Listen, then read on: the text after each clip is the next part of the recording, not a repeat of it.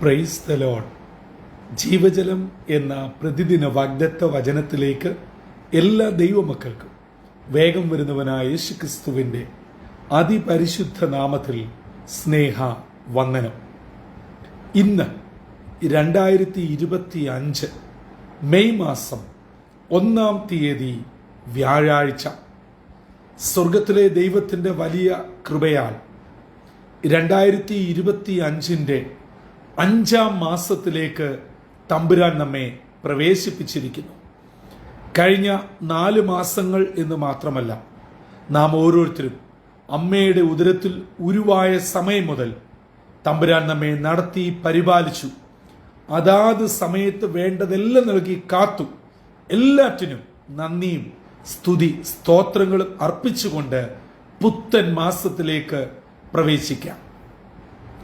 ജീവജലം ശ്രവിക്കുന്ന എല്ലാ സഹോദരങ്ങൾക്കും ഈ മെയ് മാസം അനുഗ്രഹത്തിന്റെയും നന്മയുടെയും സന്തോഷത്തിന്റെയും ദൈവകൃപയുടെയും മാസമായി ആയിരിക്കുന്ന ഇടങ്ങളിൽ ആരോഗ്യത്തോടെ സന്തോഷത്തോടെ സ്വർഗീയ കൃപകളോടെ കാത്തു പരിപാലിക്കട്ടെ എന്നുള്ള പ്രാർത്ഥനയോടും ആത്മാർത്ഥമായ ആശംസയോടും ഇന്നത്തെ വാഗ്ദത്ത വചനത്തിനായി ഒരുങ്ങാം. ഇന്ന് ജീവജലത്തിൽ കൂടി പ്രോമിസ് വേഴ്സായി നമുക്ക് ലഭിച്ചിരിക്കുന്നത് ആവർത്തന പുസ്തകം 31-ാം അധ്യായം 8-ാം വാക്യം. ഡ്യൂട്രോണമി ചാപ്റ്റർ 31 വേഴ്സ് 8 നാം ഇപ്രകാരം വായിക്കുന്നു: യഹോവ തന്നെ നിനക്ക് മുൻപായി നടക്കുന്നു, അവൻ നിന്നോടുകൂടെ ഇരിക്കും, നിന്നെ കൈവിടുകയില്ല, ഉപേക്ഷിക്കുകയുമില്ല, നീ പേടിക്കരുത്, ഭ്രമിക്കയും അരുത്. 120 വയസ്സുള്ള വയോവൃദ്ധനായ പഴയ നിയമത്തിന്റെ മധ്യസ്ഥൻ, ദൈവത്താൽ തിരഞ്ഞെടുക്കപ്പെട്ട ഇസ്രയേലിന്റെ നായക ശുശ്രൂഷ ചെയ്ത മോശ അടുത്ത നായകനോട് പറയുന്ന വാക്കുകളാണ് ഇന്നത്തെ വാഗ്ദത്ത വചനമായി നാം വായിച്ച് കേട്ടത്. മോശ ഇത് പറയുമ്പോൾ തെല്ലും ഭയമില്ല, ഭീതിയില്ല, ദൈവകൃപയിൽ നിന്നാണ് പറയുന്നത്. അങ്ങനെ പറയാൻ ഒരു കാരണമുണ്ട്. 31-ാം അധ്യായത്തിന്റെ ആദ്യ വാക്യങ്ങൾ വായിക്കുമ്പോൾ മോശ നൂന്റെ മകനായ യോശുവയോട് പറയുന്ന ചില കാര്യങ്ങളുണ്ട്.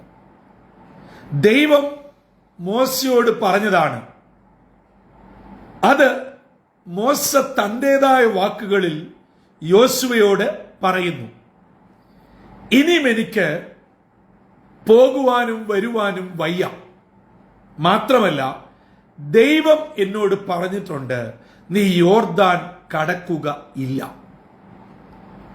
ഒരാളോട് നീ മരിക്കും, അതിനുള്ള സമയമായി, നീ നെബോ പർവ്വതത്തിൽ മരിച്ചടക്കപ്പെടും, അങ്ങനെ മുഖത്തു നോക്കി എത്ര പ്രായമാണേലും എത്ര ക്ഷീണമാണെങ്കിലും ഒരാളോട് പറഞ്ഞാൽ നമുക്ക് ഇഷ്ടപ്പെടുമോ? നമ്മളൊക്കെ പറയും, ദൈവം ഇന്ന് വിളിച്ചാൽ ഞാനങ്ങ് പോകാൻ തയ്യാറാണെന്ന്. സത്യം പറഞ്ഞാൽ അത് ശുദ്ധ കള്ളമാണെന്നേ നമുക്ക് പറയാൻ പറ്റുകയുള്ളൂ. മനുഷ്യനായി ജനിച്ച ഒരു വ്യക്തിയും ഒരിക്കലും അങ്ങനെ ആഗ്രഹിക്കുന്നതേയില്ല. പിന്നെ ചിലർ സ്വയം അവരുടെ ജീവിതം അവസാനിപ്പിക്കും. അത് പൈശാചികന്റെ പിടിയിലാകുമ്പോൾ ചെയ്യുന്നതാണ്. അതാണ് ഇസ്കരിയോത്ത യൂദ ചെയ്തത്. കാരണം യൂദായുടെ ഹൃദയത്തിൽ സാത്താൻ കടന്നു എന്ന് ദൈവജനത്തിൽ ആവർത്തിച്ചു പറഞ്ഞിരിക്കുന്നു. അപ്പോൾ അങ്ങനെ സാത്താൻ കടക്കുമ്പോഴാണ് ഇങ്ങനെയുള്ള ചിന്തകളൊക്കെ വരുന്നത്. പക്ഷേ ദൈവം നേരിട്ട് മോശയോട് പറഞ്ഞു, നീ മുൻപോട്ട് നോക്കിക്കാണ്, ഈ ജനം അവിടെ പ്രവേശിക്കും, പക്ഷെ നീ കടക്കുകയില്ല, നീ ഇവിടെ മരിച്ചടക്കപ്പെടും. അത് കേട്ടിട്ട് ധൈര്യത്തോടെ ദൈവകൃപയോടെ അടുത്ത ആളിലേക്ക് തന്റെ ശുശ്രൂഷ പകരുകയാണ്. അങ്ങനെ യോശുവയെ പറഞ്ഞ് ഉറപ്പിക്കുന്ന വാക്കുകളാണ് ഇന്നത്തെ വാഗ്ദത്ത വചനമായ ആവർത്തനം 31:8. ദൈവം നിന്റെ മുൻപായി നടക്കും. പ്രിയമുള്ളവരെ, ഇസ്രായേൽ ജനത്തിന്റെ യോദ്ധാക്കൾ നിന്റെ കൂടെ ഉണ്ടെന്നല്ല പറഞ്ഞത്. കഴിവും പ്രാപ്തിയുമുള്ളവർ, അംഗബലമുള്ളവർ, യുദ്ധശേഷിയും യുദ്ധതന്ത്രങ്ങളും അറിയാവുന്നവർ നിന്റെ കൂടെ നടക്കുമെന്നല്ല പറഞ്ഞത്. സ്വർഗത്തിലെ ദൈവം നിനക്ക് മുൻപായി നടക്കും. ജീവജലം ശ്രമിച്ചുകൊണ്ടിരിക്കുന്ന മാതാപിതാക്കളെ, സഹോദരി സഹോദരങ്ങളെ, എന്റെ യുവജന സുഹൃത്തുക്കളെ, എന്റെ കുഞ്ഞുങ്ങളെ, ഈ മെയ് മാസം 1-ാം തീയതി അതിരാവിലെ ദൈവത്തിന്റെ വചനം എന്നെ കേട്ടുകൊണ്ടിരിക്കുന്ന ഓരോരുത്തർക്കും ഒരു സ്വർഗീയ ഉറപ്പ്, ഹെവൻലി അഷ്വറൻസ് നൽകുന്നു. ദൈവം നിങ്ങൾക്ക് മുൻപായി നടക്കും. പ്രിയമുള്ളവരെ, ഇതിൽ കൂടുതൽ മറ്റെന്താണ് ഒരാൾക്ക് ആവശ്യമുള്ളത്? അതെ, നീ അതുകൊണ്ട് പേടിക്കരുത്, ഭ്രമിക്കരുത്. നിന്നെ അവൻ കൈവിടുകയില്ല, ഉപേക്ഷിക്കുകയില്ല. ഇതാരോടാ പറയുന്നത്?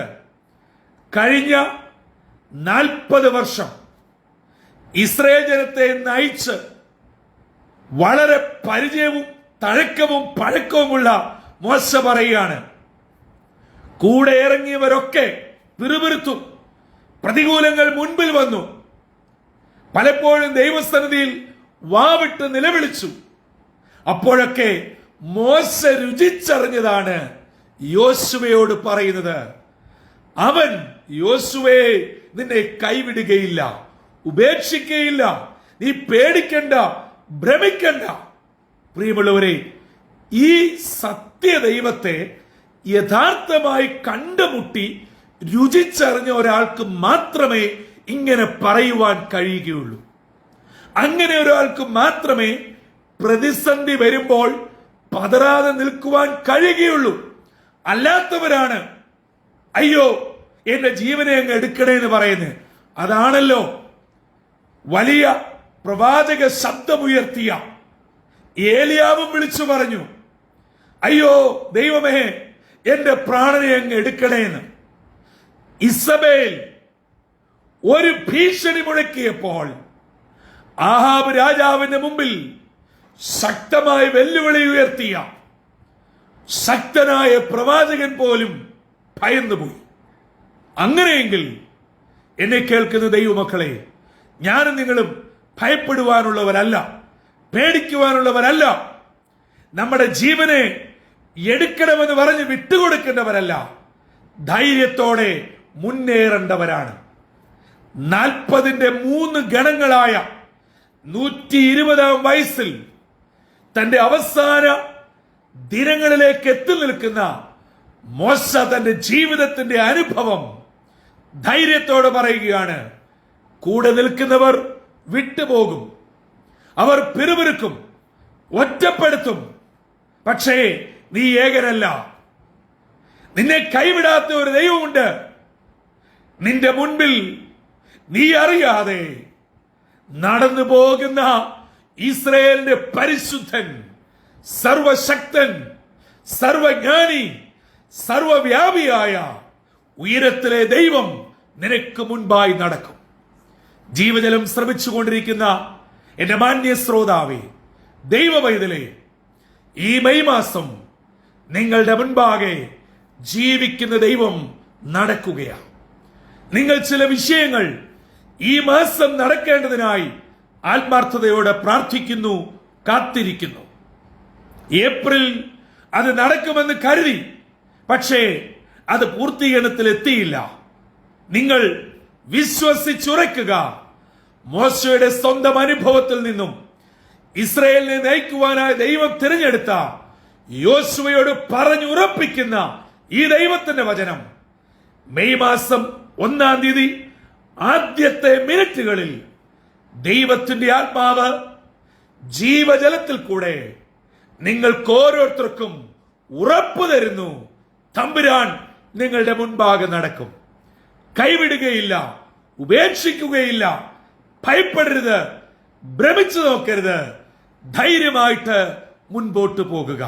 അതെ, ഈ ഒരു വലിയ സ്വർഗീയ ഉറപ്പ് നമ്മുടെ ഹൃദയങ്ങളിൽ കരുതിക്കൊണ്ട് നിങ്ങളുടെ മുൻപിലുള്ള വെല്ലുവിളികൾ, പ്രശ്നങ്ങൾ, നിന്ദകൾ, പരിഹാസങ്ങൾ, ഒറ്റപ്പെടലുകൾ, സാമ്പത്തിക ബുദ്ധിമുട്ടുകൾ, രോഗത്തിന്റെ പ്രയാസങ്ങൾ, കുഞ്ഞുങ്ങളുടേതായ വിഷയങ്ങൾ, കുടുംബത്തിൽ നേരിടുന്ന അത്യാഹിതങ്ങൾ, ആപത്തുകൾ, ജോലിയിൽ നേരിട്ട ബുദ്ധിമുട്ടുകൾ, ബിസിനസ്സിൽ നേരിട്ട തകർച്ച, ഇവിടെയൊക്കെയാണ് നിങ്ങൾ ഇന്ന് വേദനയിൽ കൂടെ കടന്നു പോകുന്നത്.